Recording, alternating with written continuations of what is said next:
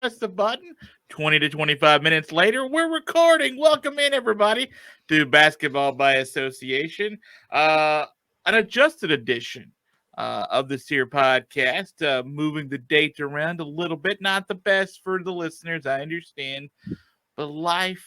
But we don't care about the listeners. I mean, oh, wait, no, take that back. This is the Kyrie Irving podcast. We don't care about you at all. In fact, I'm here to tell you that most of this is your fault. But we'll get more into what your problem is on the other side. Joel C. Cordes is joining me there. My name is Arky. Say, Joel, this is a brand new podcast, and we've, as of this recording, have two teams going through to their respective semifinals. We're also going to talk about a bunch of that coming up, a bunch of surprises too. But Joel, before we get deep into the analysis, we got a little business to take care of. Yeah, I mean, I'm totally all in this for myself, exactly like you are. And that means I'm obligated to tell everybody you can listen to me, Joel Cordes, on Spotify, Spreaker, iTunes, wherever you get your podcasts for the audio version, and YouTube. Like, share, subscribe for the video version over there. This is Arky Shea episode 103, and we've been naming our post 100 episodes after number of playoff games logged, which is fitting given the time of year. There is actually only one player in NBA history, Arky Shea, who has logged 103 playoff games. I find that so weird when you get into some of these stats and all of the different players that have passed through. So by default, in fact, I would like to give this player the nickname Mr. Default because it just kind of fits what he was as far as like a point guard in the 90s and the early 2000s. If you were going to have your filler player, and this is not me knocking the guy because he earned over $50 million in his career. He played in a couple of NBA finals, but he was basically the default starter on a handful of very good teams. He, if you were playing NBA 2K, would be like the average of averages, like your default stock type of player. So I don't want to knock him. 103 playoff games is actually pretty impressive when you think about it. And he did have a career of 12 plus years. But it's not impressive beyond all that stuff, except he did play and appear in a full 82 games a couple of times. This is Mr. Default, the Eric Snow episode. You may remember him as a backup with those Seattle Supersonics who lost to the Bulls in 95-96. He was just a youngster, in fact, a rookie at that time. But more importantly, he was the backcourt mate with Allen Iverson for a long, long time in Philly, and they did make the NBA Finals where they lost to the Lakers. And just solid as they come, but that's about all I can say about Mr. Eric you Snow. May remember him, and that's just it. Like, you just may remember him. Kudos if you do. Listen, no one. He was like the Tyronn Lue of Philadelphia 76ers. Don't think I could have said it better myself. So Eric Snow, will try to do you proud in this here podcast. Joel, let me start at the very beginning. I thought about a lot of ways to start this podcast. I thought about whether or not to go into something that is so dated, but it's not very dated. It's just going to be a couple of days by the time people get this. Thought about whether or not to talk about the most pressing of news. Thought about bringing up the bet you and I had. Thought about bringing up your team in the playoffs since they just played last night. Yeah. Do you want to start off by kicking me in the nuts? You know? Nope, I do not. I want to save that kicking for later, and I just I want to wipe my hands clean of Kyrie for the year. I want to get it out of the way, and I want to be done with it because I am so silly Arky Shea of him. Silly Arky. No one wipes their hands of Kyrie Irving and gets rid of it. He will be a story throughout the offseason. He has been surprisingly good at keeping himself in the news for somebody who wants supposedly no media attention whatsoever. It's been the last 5+ years of the Kyrie Irving show as a headline. No matter this will be the last time we talk about him in the playoffs. Okay. And luckily for us, we do get this out of our system in the first round. Now, I want to begin by just saying that I'm stunned that it was a sweep. Okay, that for me, I agree.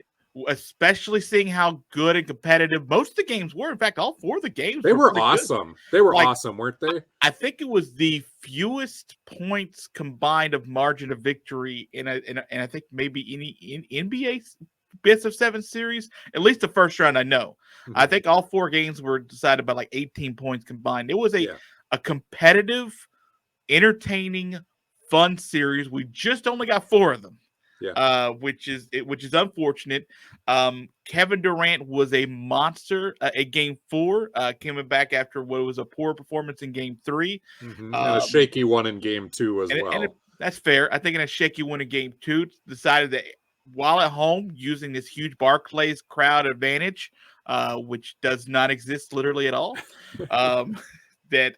There were a lot of Celtics fans there, weren't there? Like, dude, it's insane. It's there might not be less of a home court advantage in college, like low-level college arenas, than what Barclays has. Like, it was always so like that in New Jersey too, when the Nets were in East Rutherford and in the Meadowlands. It was kind of like that. And there's major teams around them that travel. The Knicks will travel there. Fans, the Celtics fans will travel. Philly fans will travel. I was going to say Sixers fans. Yeah, like they'll go there, and you're like, oh well, we're just like the 4th team in the Northeast, I guess. Right. As far as what people care about, and it's true. I mean, it is true. They are like literally like the youngest of those teams with all the least amount of history and heritage. But anyway, so Game 4, Game 3, Game 2, and Game 1 fairly competitive and fairly good all throughout. Yeah. Let's just focus for a moment on the series itself. I'm just, like I said, I'm stunned. It was a sweep. The Celtics played superb defense throughout the series.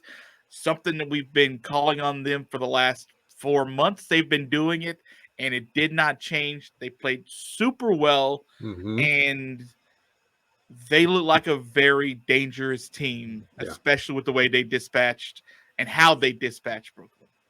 Yeah, just a couple of like asterisks to this. Boston was seen as the favorite because they're the 2 seed and the Nets were the 7. But at the same time, there was only 7 games that separated them in their final, regular season standing. So it's not like, despite all of Brooklyn's problems, their myriad of problems throughout the year, they still finished with a winning record. They got out of the play-in tournament. The East was so compacted this year, and Boston had gotten off to such a crappy start at the beginning of their season that there really was not as much separation as it seemed, at least by those regular season standings.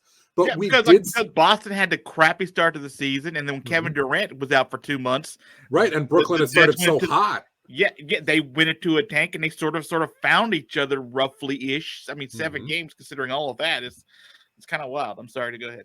Yeah, no, it was. But as you and I looked at this matchup coming in, we said this is probably the worst possible matchup for the Brooklyn Nets to face right away. Yes, Boston was probably going to cause issues for just about anybody, but the Celtics, especially without Robert Williams III, still seemed absolutely purposely built. I don't know if it was actually on purpose, but purposely built to stop somebody like Brooklyn with their amount of switchy wings and the bigs that they do have in Al Horford and Daniel Tyson. Then Williams did come back, and he's very switchable as well, though more of a traditional rim protector, but he's got enough athleticism to hold his own out there.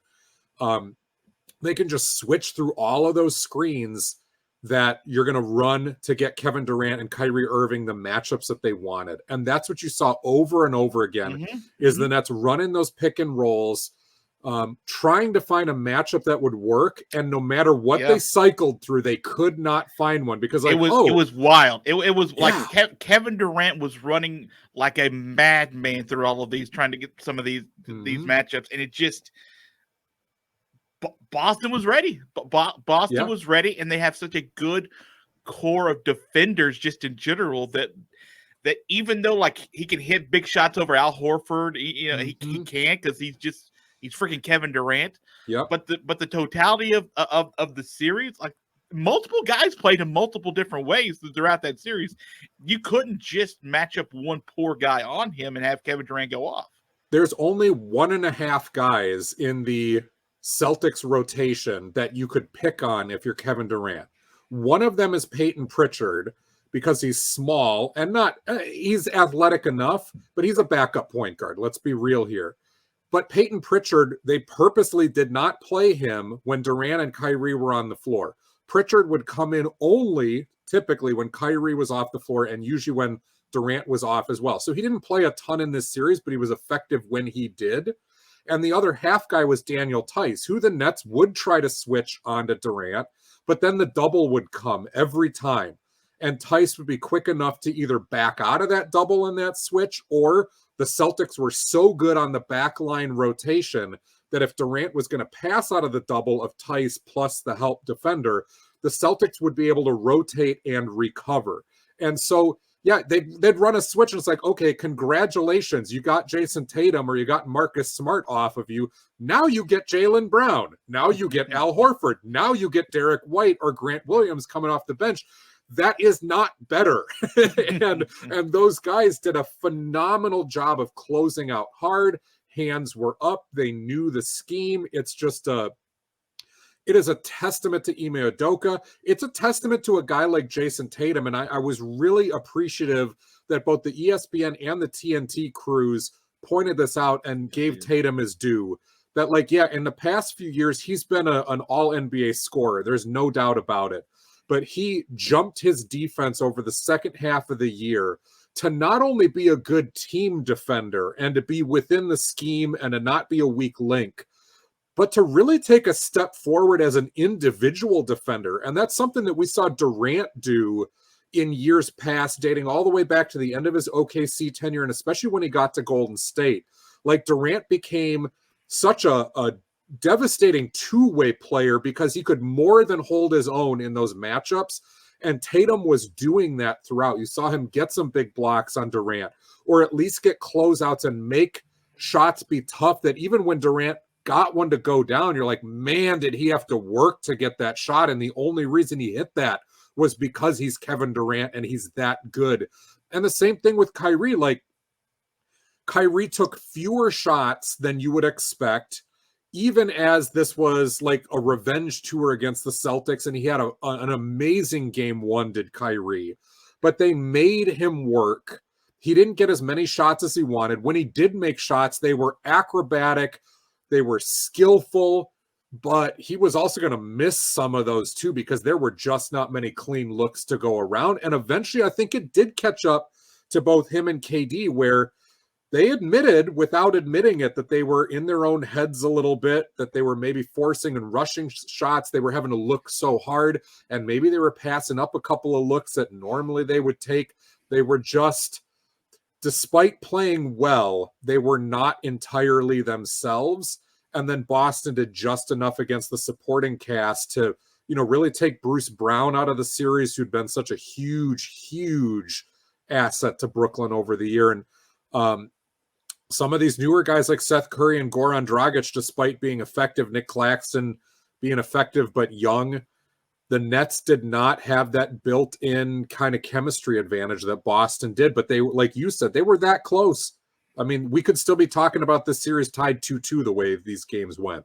I mean, we really should be. We're sort of getting screwed out of this by the Celtics being a little bit better. Mm-hmm. And to sort of back up and piggyback on your point about Kyrie, he had 20 shots in game one, and he had 13, 17, and 13 in the final 3 games, and didn't shoot, by the way, the 12 of 20 percentage that they shot in game one. And again, you and I talked about on the pod. When you and I text each other during the play-in tournament and during game one, like, Kyrie looked like he was special, like he was on something. Mm-hmm. And Boston adjusted, and you also had to know that he wasn't going to shoot 12 of 20 every night. Like, that's just not reasonable to sort of expect of anybody. And he didn't. He came back to earth a little bit, and take away 3 or 4 shots a game. That's the difference in this entire series. So absolutely. And you wonder, would it have been still this close if Robert Williams had played from the start? There's a couple of things that could have broken either way. It could have been 2-2, but at the same time, It's not surprising given the way that the games went. Besides Boston, I mean, they did kind of steal game one with the Jason Tatum layup. Let's be real. That probably should have been a Nets win. But it's not surprising. Boston felt like they were in control more often than not. It's just that the Nets had two great Hall of Famers able to keep them close enough with this. It's not too often that you can call a 4-game sweep a classic first round playoff series, but I'm willing to call this that. Like, this is a classic series with the way that these games were so close, especially that game one. I feel like that's going to get some mileage on NBA TV over the next few seasons. Yeah, this summer we're going to be seeing that a few times. And I swear, I thought game one was playing right into what we thought about this series. And then I thought we were going to get more of that. And again, we didn't get blowouts in this series or at all. We just never got the back and forth. We never got, the old adage is the series starts when a home team loses. Like we never got that. So when the home. I mean, the Nets lost at home, but they were already down 2-0 at that point. But yeah, I should say so no one held serve, like Boston held serve, and that was sort of it. So I just want to mention this, and I don't want to harp on it because it is very clear throughout the archive of this podcast. My feelings of Kyrie Irving have not changed going into this discussion, so I'll be brief with it. After Game 3, he alluded to the fact that that the Celtics had more time to gel together since the beginning of the season, and especially since the beginning of the calendar year of 2022. And he said that the Nets just haven't had that. Okay, all right. You're free to send him a red jacket and a nautical themed hat so that he can assume the role of Captain Obvious, right? Okay, well, that's certainly partly your fault, I would say. And then I think he also said after Game 4, he finally sort of quietly conceded that maybe him not being able to play was a bit of a distraction on the team. And again, so was Ben Simmons, whatever is going on there, not appearing through the end of the season. And at first it was, let's get him ready, and it's conditioning. Then it was the back issue. Then it's mental health again. Then it's a back issue again. Like, we still don't know what's going on there. But the dude literally sat out an entire season, first pouting. And now we don't even know, like, is he shell-shocked and not entirely there as a performer to come back to this stage where Ben Simmons has had an absolute disastrous fall considering where things were at, and the Nets traded off one, I don't want to say head case, but let's be real, James Harden has been kind of a head case over the last couple of years. They've already got Kyrie on that group. Kevin Durant's, not the most warm and cuddly type of guy, although I think he's done a lot better job of being a leader over the last couple seasons here. But now you add Ben Simmons into that mix, and man, I mean, Brooklyn's going to be in the headlines here just for dysfunction. And it's weird because you go back to the Nets historically in the New Jersey days, they were a magnet for this kind of stuff and these kind of players. And always very talented, but coming up short, underachieving. That happened when they first moved to Brooklyn as well, with that Joe Johnson, Kevin Garnett, Paul Pierce team.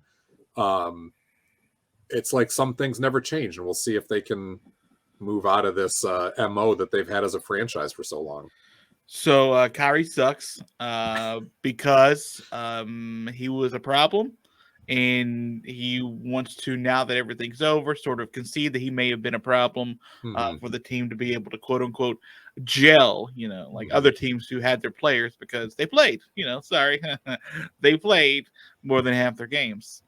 I did want to just sort of move past Kyrie because that's sort of, let's do that, well-tilled soil.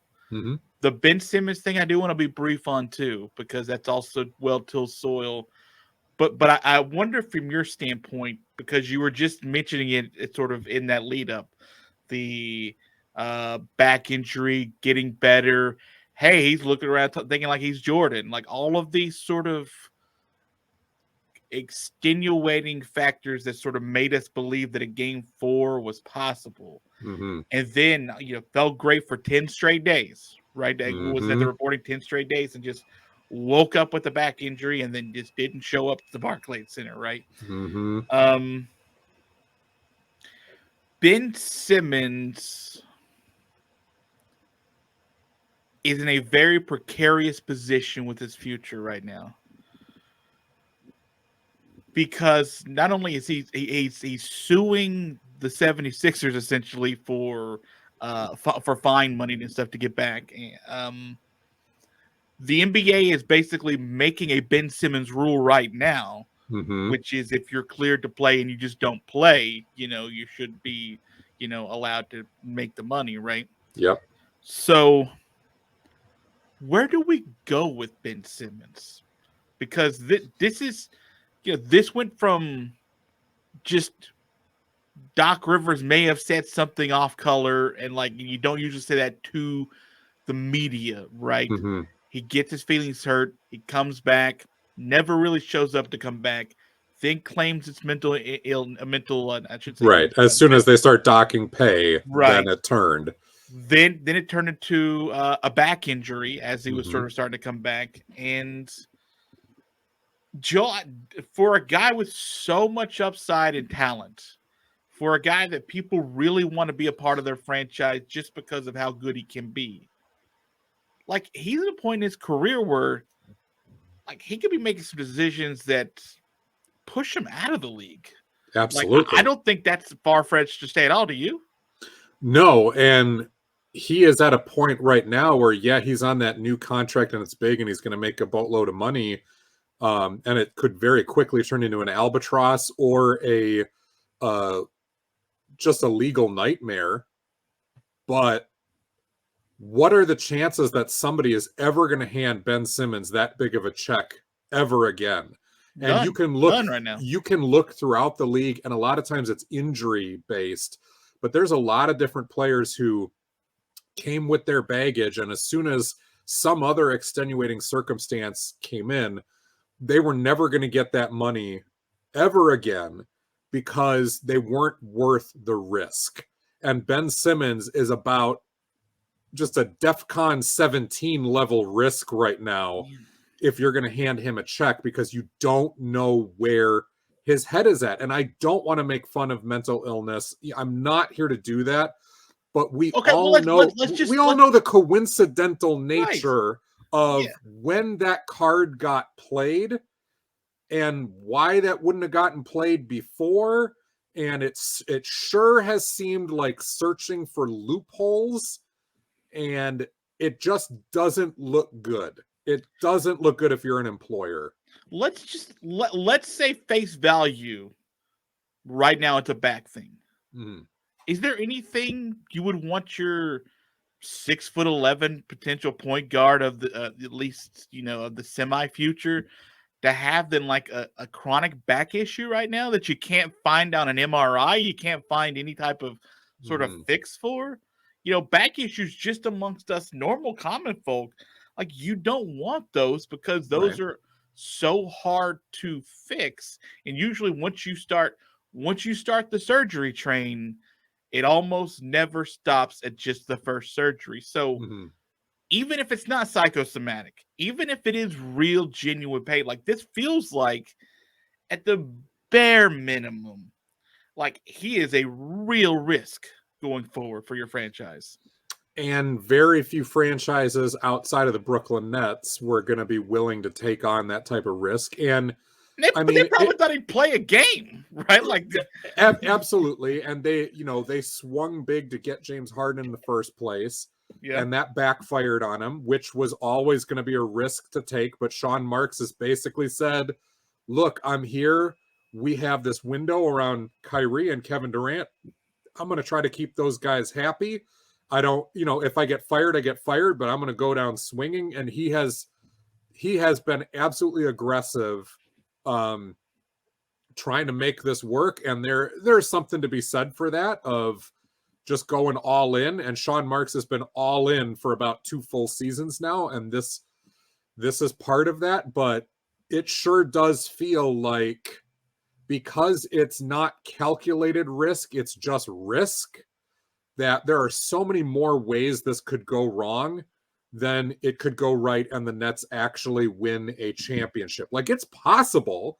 The level of talent that's here and the fact that ownership is willing to spend the money, you've got a general manager who's willing to just roll the dice. It is possible, but there are so many more things that could go wrong, and the odds are not great. And Ben Simmons is one of those odds, because you look through the number of players in NBA history who have had attitude red flags, mental health red flags, physical health red flags, and you got a little bit of everything going on with Ben Simmons, plus the fact that he is a deeply flawed offensive player, despite being very, very good offensively in a number of different areas and elite defensively in most areas. The list of guys who had that number of red flags who went on to become key parts of a championship team is so small.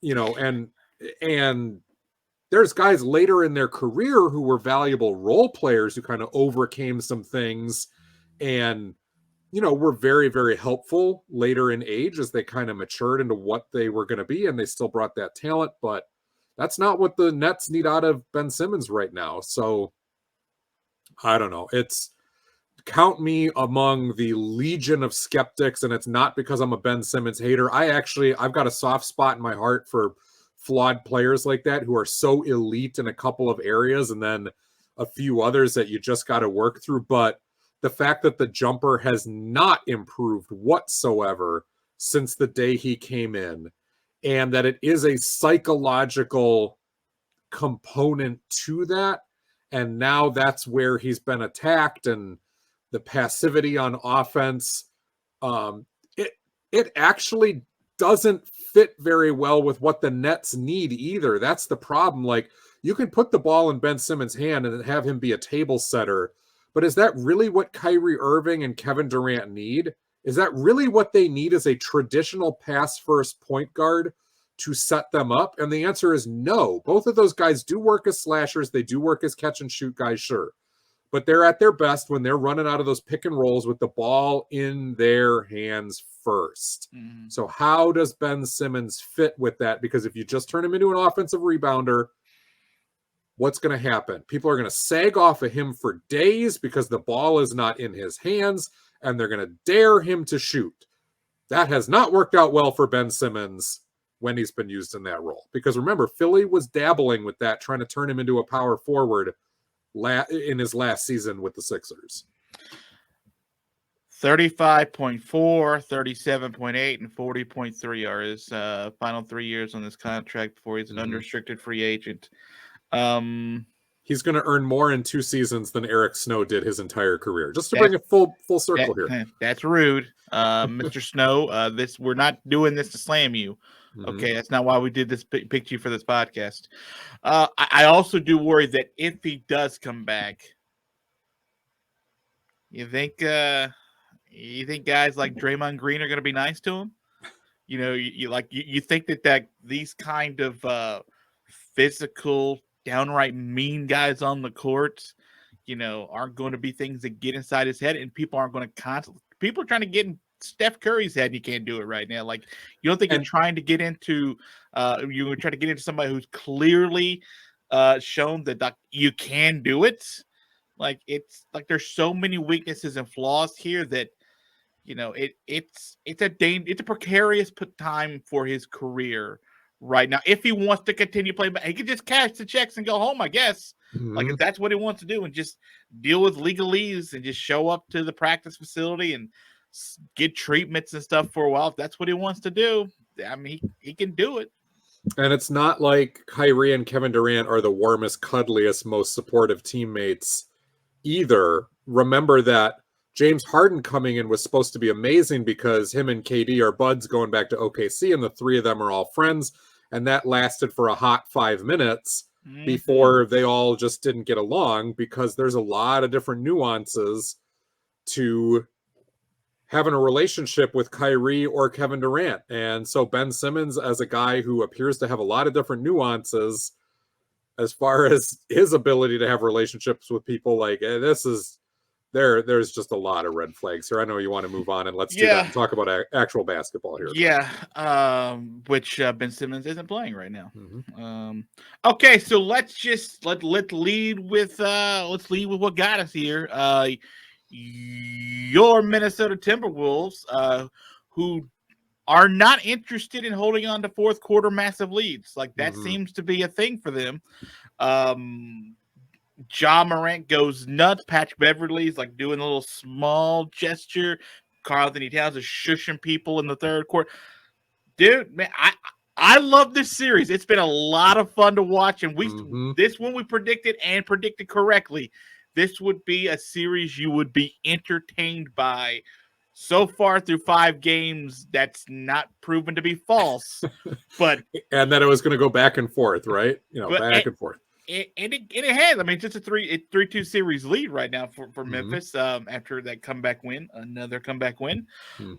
It's been a lot of fun to sort of watch, but you, as a Timberwolves fan, have got to be ruining what could be right now if you just managed to hold on to 4 touchdown leads in games. Like this series could be over. It could be yours right now. You could be going to the Western semis right now. It could, absolutely. And that's partially the difference to me of a team that won 10 more games than the Wolves did in the regular season. Like, it's a noticeable difference in who took care of business and was consistent throughout the entire year, despite having Ja Morant miss, almost 20 games or whatever it was. Maybe it was over 20 games.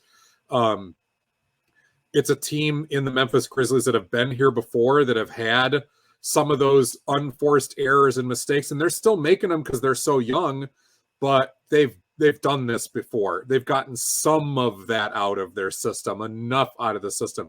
Minnesota was clearly, and I don't think unrightfully so, given the history of the franchise, but clearly just happy to be here, right? We saw in the play-in tournament how they treated that like a championship win. They did. They're happy to be here. And I appreciate the enthusiasm. I appreciate they're acting like punks. I mean, Towns is acting like a punk up there. Beverley is a punk every minute of every game. That's just what his MO is.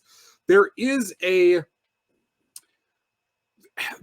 role of entertainment for a team like that, to just have that irrational confidence to go after people, to mouth off, even when they're not playing well. Towns shushing the crowd in a game that's 2-2 when he hasn't played all that consistently. You're still only in the third quarter. You're only up by 11 on that basket.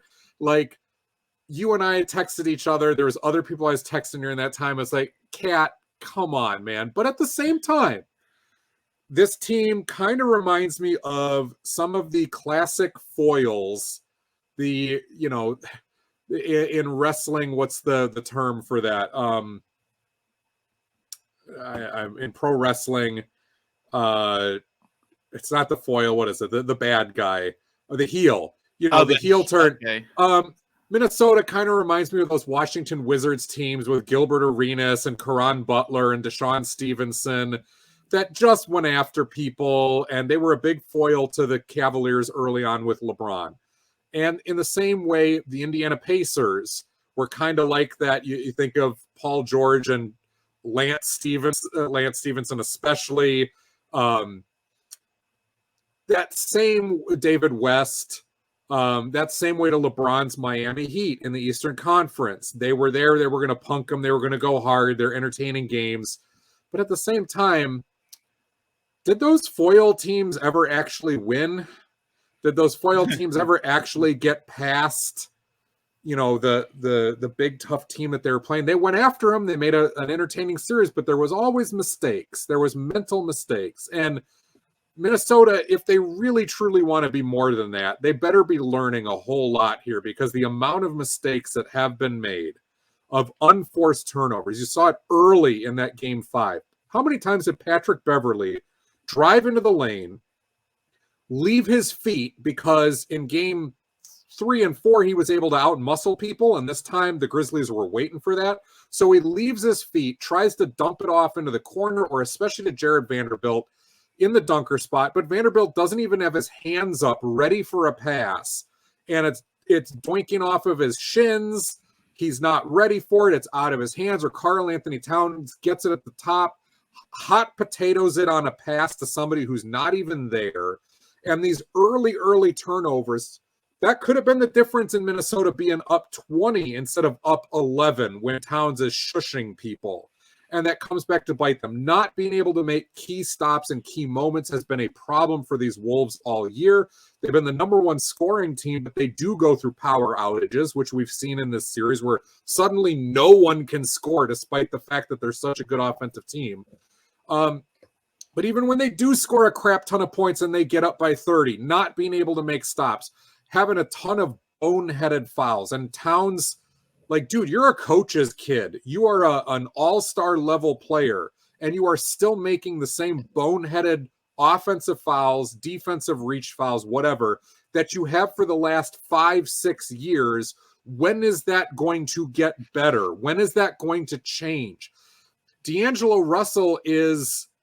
I love him as a wild card. I love him as the unpredictable offensive guy, but the number of boneheaded shots that he will take is what makes him great and absolutely maddening at the same time. And Anthony Edwards, we saw down the stretch. Like, we see what he's going to become. We see why they were force-feeding him the ball in Game 5 when the Wolves needed to climb back into it because the Grizzlies had gotten a lead. And Anthony Edwards didn't make enough of those shots. Yes, he hit the three that tied it up before Ja gave the go-ahead layup, but he's not there yet. He's not quite there yet to hit those big shots with certainty and to get to his spots with certainty, but he's only a second-year player, and we see where he'll go. So as a Minnesota fan, like, this is not surprising because I've seen this team do this. It's why I was not picking them to win the series. Even if they had been up 3-1, I would not pick these Timberwolves to win the series. I love this team. They're so talented. They're so fun. But mentally, they're not there yet. I do not want to have the hyperbole.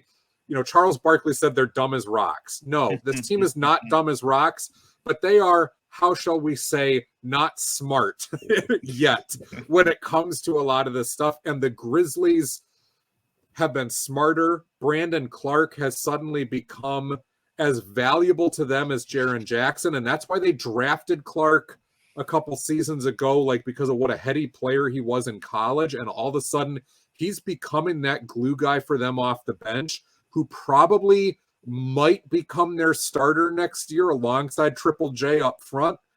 And they're dangerous, man. They're dangerous because even though they make mistakes, they make enough smart plays to just make up for it. And that's, I think, the difference here, besides the fact that, yeah, as soon as Ja made that huge dunk, I was like, oh man, they're coming back. The crowd is behind this. They're going to get their momentum back, and no lead is ever safe, no matter how big it is with these Wolves. Like, it's just what it is right now. I will say this. Yeah, I didn't think that it all was lost after that dunk. It did feel like that was a momentum shifter. Mm-hmm. Like it felt like that, because that Memphis crowd wasn't dead, but they weren't quite feeling it. And no, they were a little worried. That dunk sort of was like, okay, we're still here. We're still here. Okay, let's keep it loud. And that place is just insane. But I know you didn't pick them to win, and I know even with 3-1, you just said you wouldn't. It's still got to be frustrating to see what position they've been in later in games to still be down 3-2. Like, you may not have predicted to do it, but as a fan, like, you could be the lone Western team waiting for their opponent right now, and because of you could be done. Yeah, because of those power, and you could have been a huge story that all the sports talk shows would be talking about, because, hey, here comes this 7th seed ousting the Ja Morant Memphis Grizzlies, and they beat them in 5. And that was very, very doable over these last 2 games. And, you know, it'll be interesting to see how they respond again. I don't think that they'll play. I have no reason to think they wouldn't respond well in Game 6 and play equally as hard. It's just whether or not they'll be able to pull that back and force it to 7. Yeah, and mentally now having let go of the rope twice, is Minnesota enough of a conscienceless punk? And I say that in this case in a term of admiration, because that's exactly the attitude they're gonna have to have. Like, they are the 7th seed. They got nothing to lose. Yeah. So are you gonna come into Minnesota on your home court and just go after the Grizzlies again with that same sort of irrational confidence and swagger that they've had, which is both the Timberwolves' downfall and what makes them such a dangerous team right now? Are you going to go after the Grizzlies again, or is it going to be in the back of your mind that, man, we let them come back and win game 4? Man, or game 5, I should say. Man, that huge lead we blew. Like, what kind of memory does Minnesota have is going to decide this? But I will say this. I really do hope that we see Anthony Edwards and Ja Morant square off multiple times over the next 5, even 10 years, that this becomes a thing between these two teams. And this is the opening chapter. We said that 2-3 weeks ago, as we were hoping this would be the first round matchup. And guess what? People have come around to our opinion that this is the sort of a nice budding young rivalry. Mm-hmm. And by the way, they're playing like it too. Like they're chippy. They don't seem to like each other, which is completely fine with me. Like, you don't have to in the NBA. And if this has got to be a new rivalry, there's a plethora of talent that I'd love to watch over the next 5 or 8 years sort of do it. I want to blow through a couple of series sort of quickly to get us back time-wise, and also because, what do you really want to say about Atlanta losing to Miami and, Miami's moving on? That game finished last night. Miami's the second team in the East to move on. Boston was the first one. Mm-hmm. Miami, Atlanta's the great disappointment of the season for me. A lot of Atlanta fans are calling for getting rid of everybody except for Trey. At this point, Trey was just ice cold, a lot longer than he should have been. But this team never gelled this entire season, never looked like it sort of was the fireball team they were from last January through the playoffs. Great disappointment for me, but Miami did what we thought they'd probably do once they got to this matchup.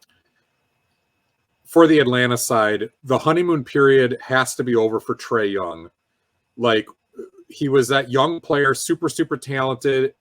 Anything that the Hawks did was gravy and upside. And now we get into a season where they disappointed all season. They disappointed the entire year. Some of that has to fall on Trae Young as a leader, as the team's best player.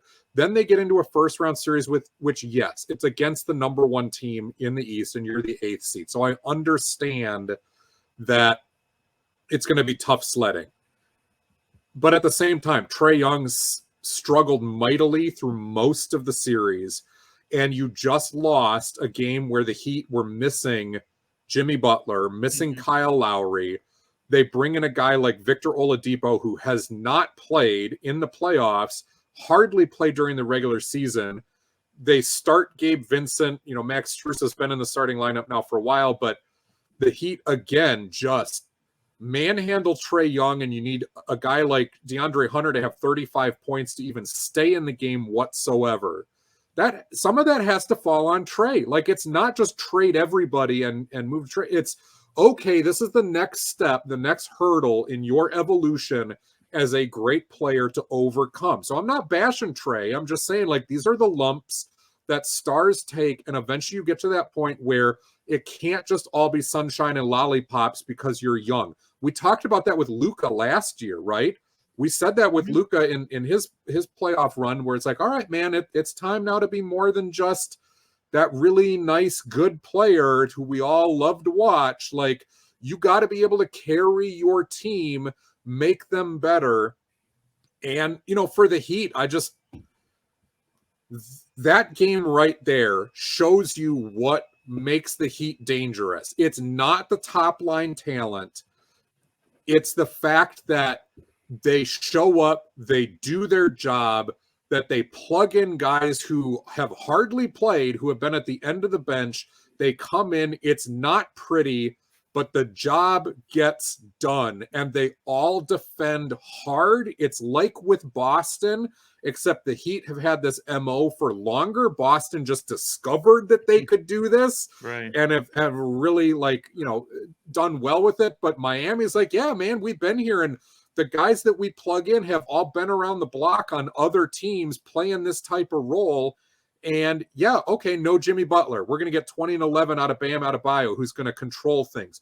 We're going to plug in a guy like Victor Oladipo, who's hardly played, but understands the role. And let's not forget that prior to injury, not only was Victor Oladipo an all-star player because offensively he was really good, he was one of the best defensive guards in the NBA, like, period. He was a guy who really could lock you up. And he's able to come in and be +7 with 23 points, 8 of 16 from the floor. Like, that's a testament to him to be ready. It's a testament to the Heat organization. It's a testament to his teammates to put him in that position to succeed.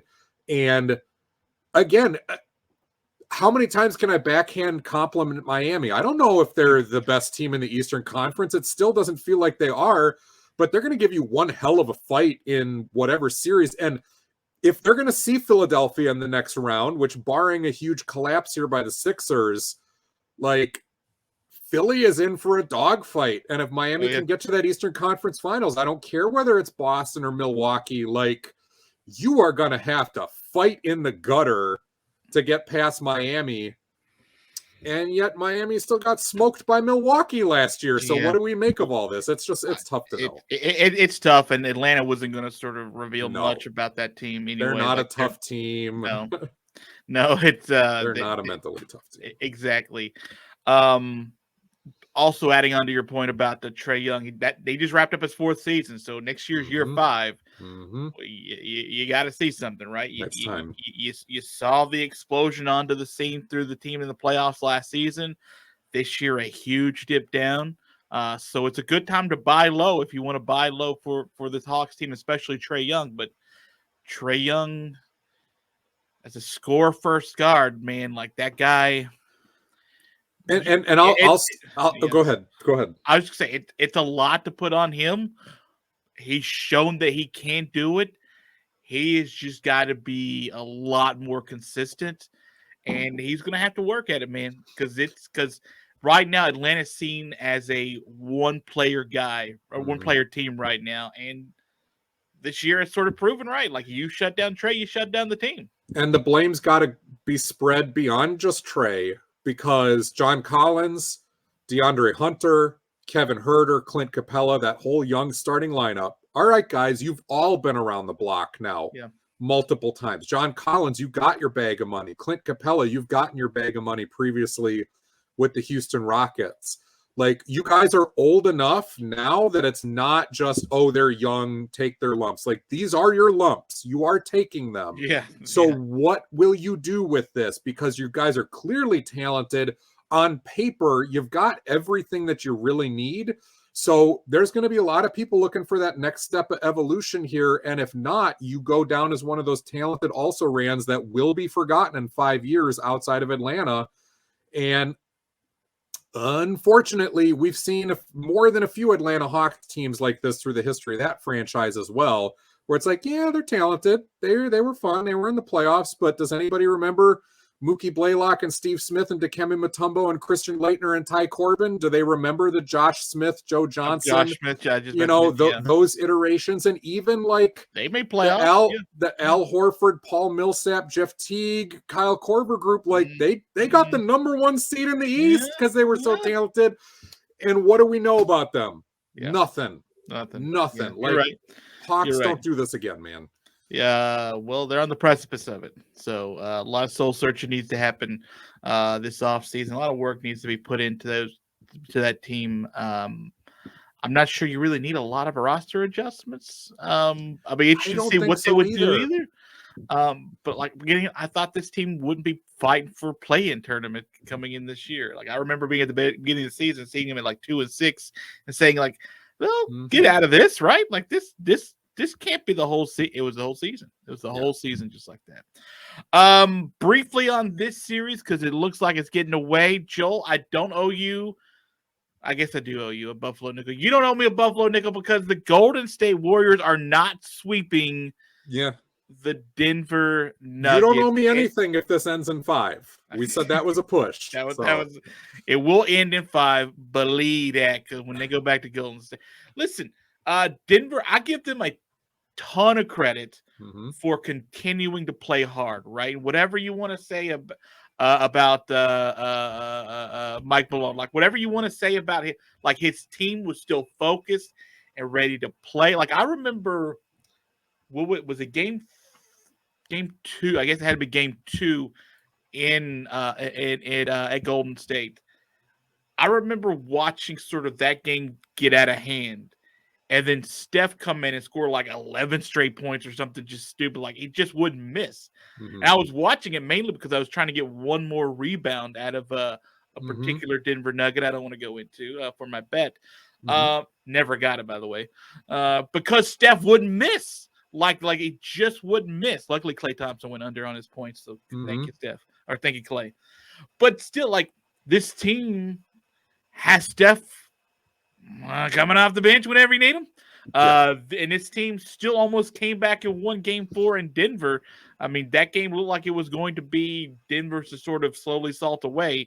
The fourth quarter, they had to fight for it to keep it up there. So give credit to Denver for continuing to battle, but they're traveling for game 5, and that game will end the series and we will push. Probably. But the Warriors have had some focus issues. There's been some cohesive issues, so it's not out of the realm of possibility that Denver can pull one more out of their butt like this. But I don't see it going more than 6 games at the very best.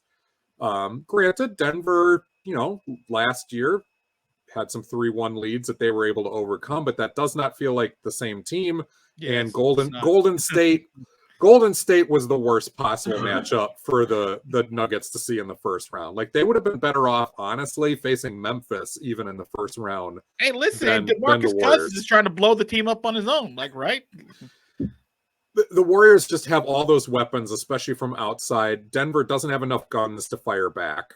They're talented enough, they're good enough, and yes, it's been said a bunch of times, like, this would be a series, and probably a 7-game series if they've got Jamal Murray and they've got Michael Porter Jr., because they've just got more weapons at that point. And then suddenly, absolutely, it would. Then somebody like Will Barton, who you're counting on to be your second best scorer, who gave you 6 points in. That's the guy I needed. Don't bring him up. But then he moves from second best player by necessity to bench scorer, 4th offensive weapon in the starting lineup, however you're going to use him. Aaron Gordon, who's got to be the 3rd best player right now becomes your 5th best player, and the guy that, when you forget about Aaron Gordon, he's going to yam one home on you, but you're not asking him to take jump shots, which is where he really struggles with. Like, it just would have allowed everybody else to fill their roles so much better. And what you're asking right now is for nearly every Nugget let's say every Nugget to play beyond themselves, to overachieve. You're asking Jokic to not only be the table setter and the hub on offense and on defense to some extent, because they build the whole defense around him and his weaknesses. You're asking him to also be the crunch time scorer. And guess what? Nikola Jokic is not DNA-wise the crunch time scorer. That's Jamal Murray.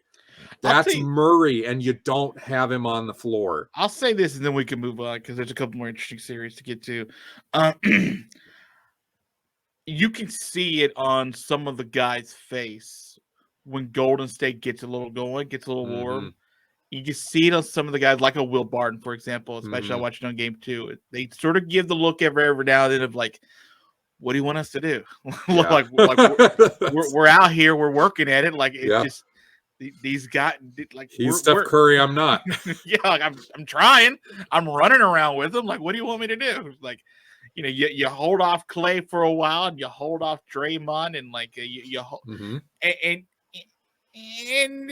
you got Steph coming off the bench and putting up like 8 or 10 straight points, and you're like, all right, well, we'll try again in Denver. I don't know. We'll keep going for it.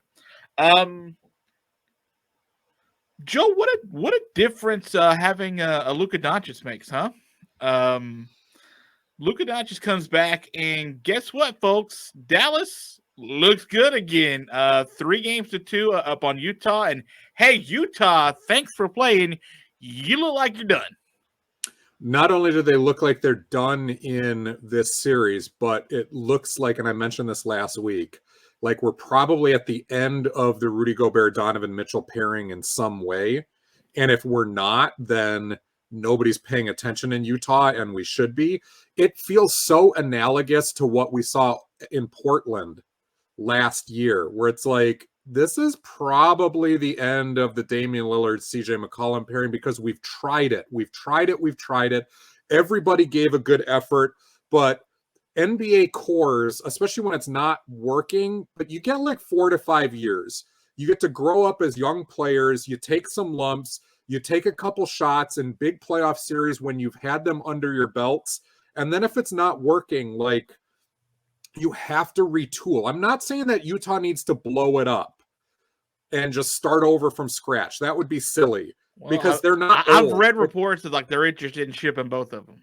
Yeah, it's not an old core, but I think at the very least you try to retool, and sometimes that works, and you find something that you were missing before, and other times it blows up in your face. You know, Washington tried to retool when it was obvious that the John Wall, Brad Beal pairing wasn't going to work, and some of that was injury and what have you.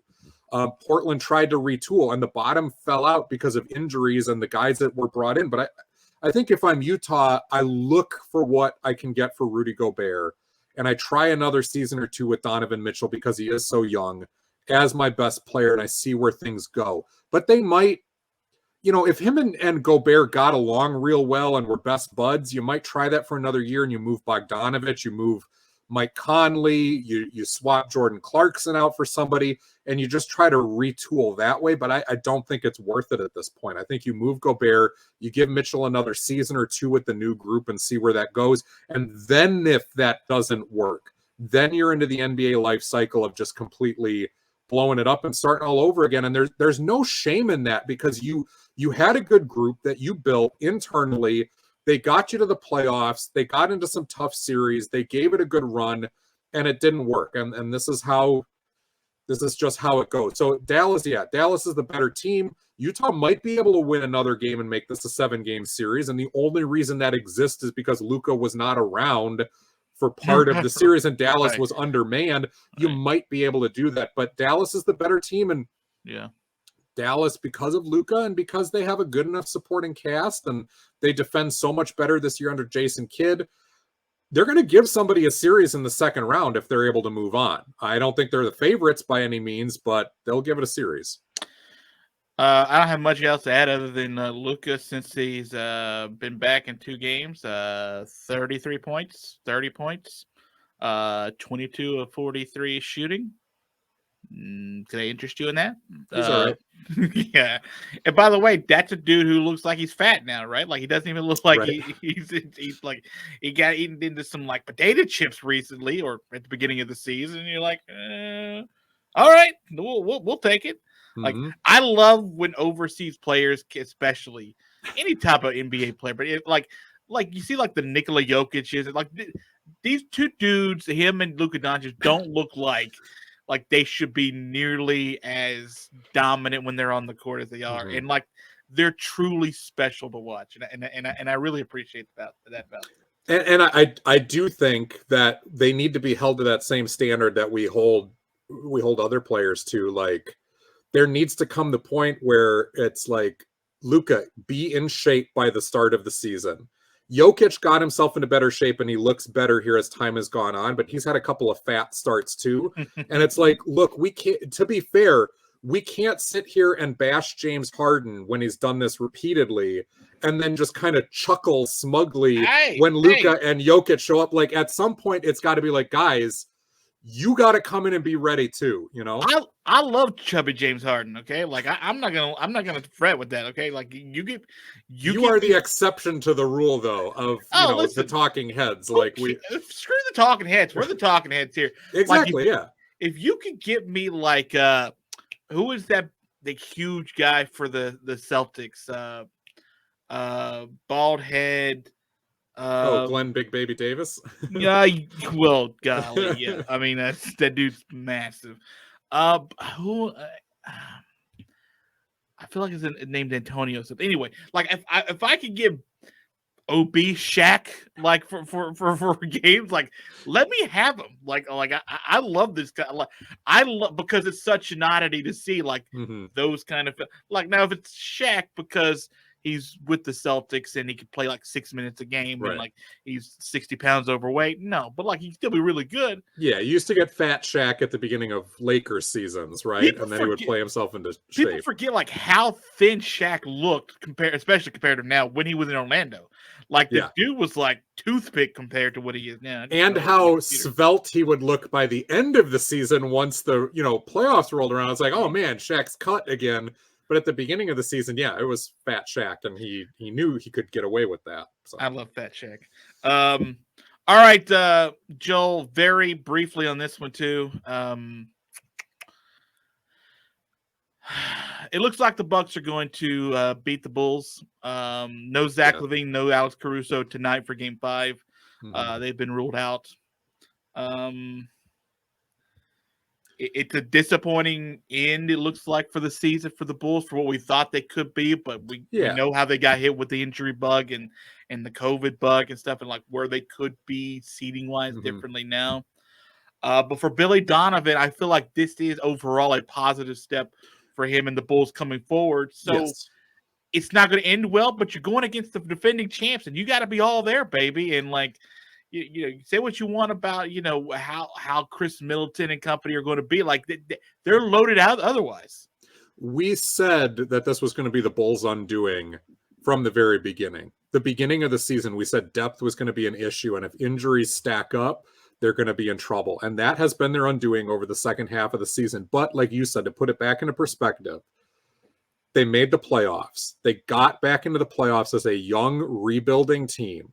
They had their moments. They showed the foundation. They showed that you can have a winning team with Zach LaVine as your arguably best player, although that was really, in reality, DeMar DeRozan most of the year, but he's not going to be your best player going forward. DeMar DeRozan showed that, hey, he can still be productive and be part of their future, even as kind of the old head on this team. And the core that you have is a good core to build around and to take your shot in the Eastern Conference. So, job well done by the Bulls. The Bucks, again, much like Miami, much like Boston, are built deep. They defend. They're talented. It's going to make the Eastern Conference Final Four here a very compelling slugfest no matter what happens. And no, this is not a failure by the Bulls. The only reason this feels like a failure is because they played so well during stretches of the regular season that they raised the bar of expectation. That's actually a good thing. That's a success. It's all us thinking like, man, the Bulls could be but we saw this coming. Like you're completely right. We just mentioned like they just don't have enough guys, quality guys that are going to be able to help you make a run and continue a run if something goes awry. But they've got some young guys who are going to grow into that role, right? They've got some young guys who are taking those lumps now in the playoffs. Kobe White, Ayo Dosunmu, so forth, Patrick Williams, that are going to really, really help in the next run and the next couple of runs if they can keep this together. Okay, so see, of the last two series, who do I really want to? New Orleans, man. New Orleans deserves all the credit in the world because they are dogs, man. And Joel, tell me I'm wrong that New Orleans is going to be a really good team next year. Think of what they could be top 5 in the West. If Zion is able to come back, and be Zion, and then you add that to all of the experience that they've added in Jonas Valanciunas and CJ McCollum, guys who have been there and done this before. But you also have Brandon Ingram now getting his reps in playoff games. You got all those young rookies who, have shown out this year and give you super helpful role players. What did I tell you before the draft about Herb Jones? I loved Herb Jones. Yeah, and I didn't believe you. I was like, but no, I'm a believer, and everybody else is a believer. Like that dude can defend almost all 5 positions, like at least 3, probably 4, comfortably 3, probably 4, and in a pinch 5. But like that dude gives you 10, 12, 15 points a game. That's probably the ceiling of it, but that's fine. Defends so well, and he's amazing. Like he is very, very good. The instincts and understanding on that kid as a rookie, phenomenal. And then you add in the wingspan where you can trot out him, Brandon Ingram, and Jackson Hayes, who's just all arms and legs. You can put the three of them on the floor together, and you bring, Trey Murphy, similar build. Like they've just got all that length. And you're going to hopefully add Zion Williamson, the guy just jumping out of the gym if he doesn't eat it first. Like, that's going to be huge. Jonas is a guy that's going to manufacture offense for you. CJ McCollum is your sniper. Like, they got it. They got what they need. And you're right. Like, that is a team that, unlike the Brooklyn Nets, where it's like, man, so much can go wrong, or like the Lakers this year, where so much can go wrong. The Pelicans are the opposite of that. We're like, yeah, there are some things that can go wrong and that could undo this potential. And a lot of that hinges on Zion for sure. But there feels like many more opportunities for things to go right and for them to be a dangerous team. They just took a little bit of a detour and a pit stop again this year because of injuries and a slow start. But you feel good about Willie Green as the coach. You feel good about the young guys. You feel good about the core. Yeah. Even if Zion is a bust and is not able to come back, you're like, they're going to be interesting in the Western Conference. And they're built in a unique way with a unique identity that not a lot of other teams have. Yeah, and I think a lot has been said, and I think some of it's true about Zion, whether or not he wants to play in a city like New Orleans. He should. Well, Zion, you're stupid if you don't want to jump on board with this team right now. I was about to say, I think some of his recovery was real. Like it was all recovery, and all it was slow because he was so chubby. And listen, I like chubby Zion, but like chubby Zion doesn't get better faster. So especially when your injury is the feet. Right. Chubby Zion is Greg Oden the second if we've got this recurring here. Yeah. But seeing this year, like I feel like you would really want to play now next year for this team and to come into camp in better shape. Obviously, you've had the whole year now to recover the foot. Hopefully, you don't have any setbacks that you need to go back and have any more surgery for. But now, if you had questions about motivation, about wanting to play for a team that's not very quote unquote good, you've seen them develop and you could be a part of that. And by the way, when you come back, you're not taking anybody's position. Right, like Jackson Hayes moves back to the bench. Yeah, you're not replacing somebody that's making this team good in that starting lineup, so you could still be good immediately. And it's going to be beautiful.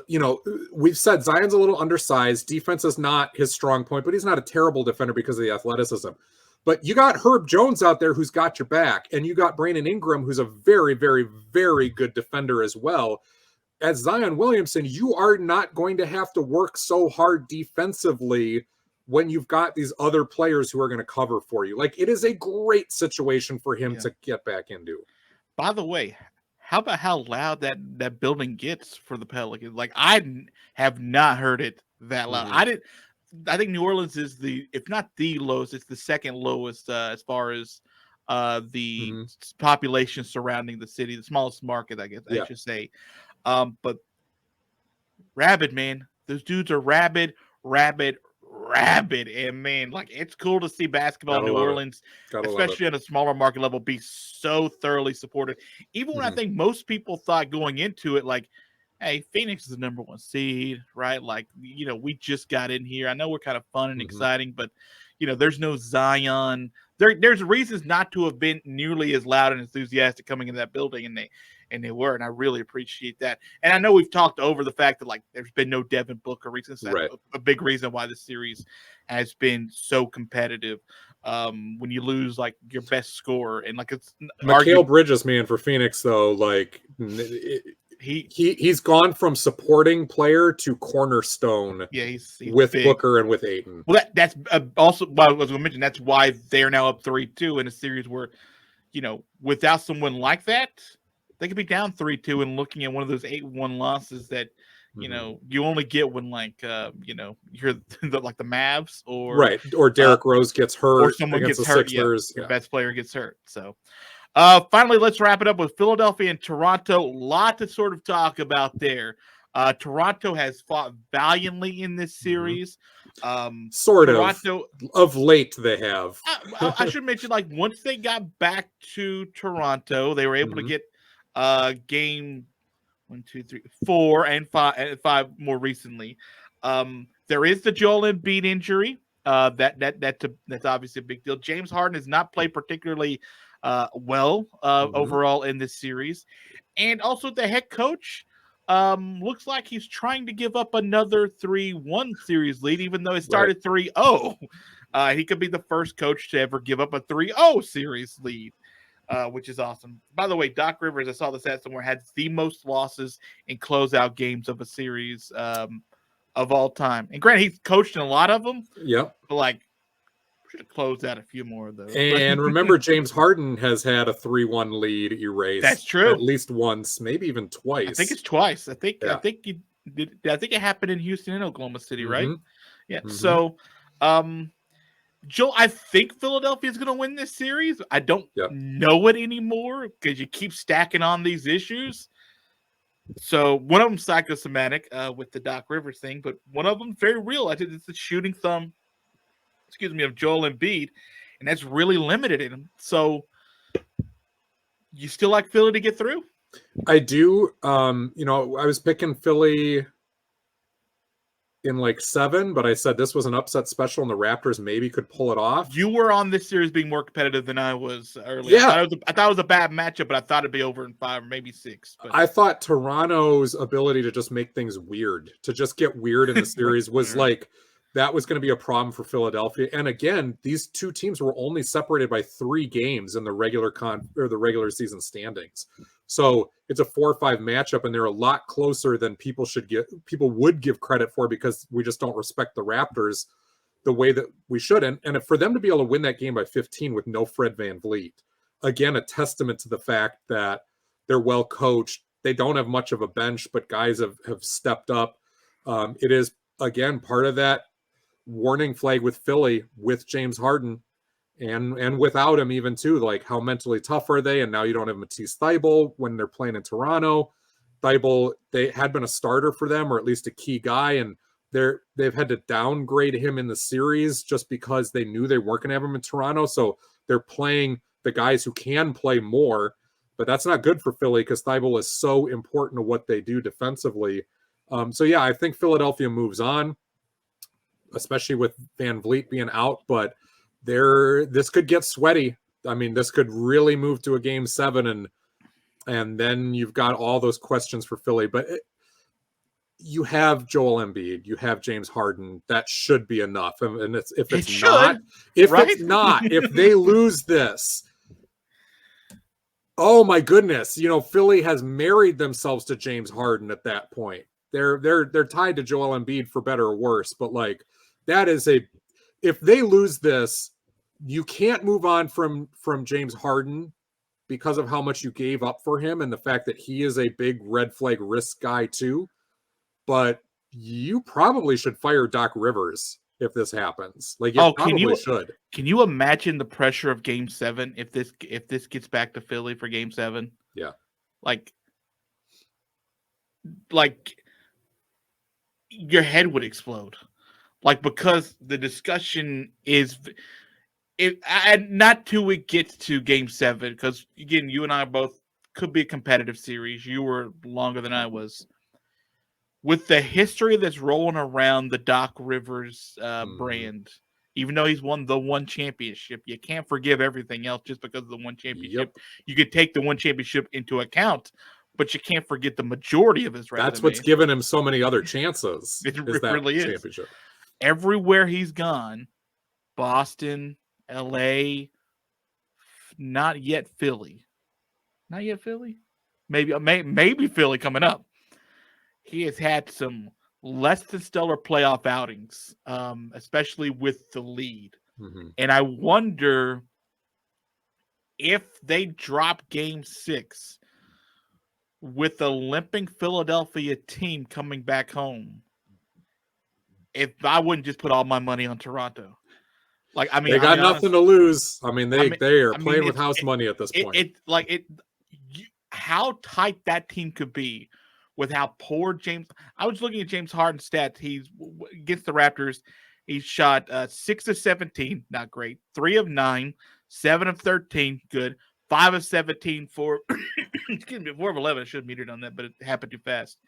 And he scored over 20 twice, but it's been 22 points. The other 3 games, it's been 15 or less. Mm-hmm.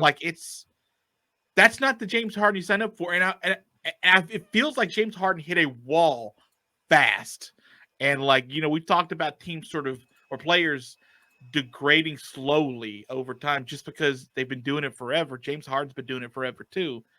But it feels like his wall hit really, really quickly. And it's been kind of hard to watch. James Harden is a guy who, for as talented as he's been, has had the mental issues, intangible issues, whatever you want to call it, in the playoffs before. He is not taking care of his body. He's had that MO as a hard partying guy for a long time. He's had some red flags as a teammate for a long time. So it seems like there's been a lot of things maybe taken for granted with how talented he is.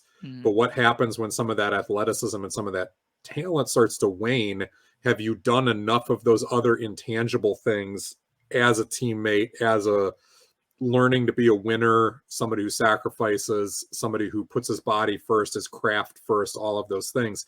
Has he done enough of that? We're going to find out, because right now the reputation, whether right or wrong, and again, we're on the outside of this, but it's just what we see from that outside.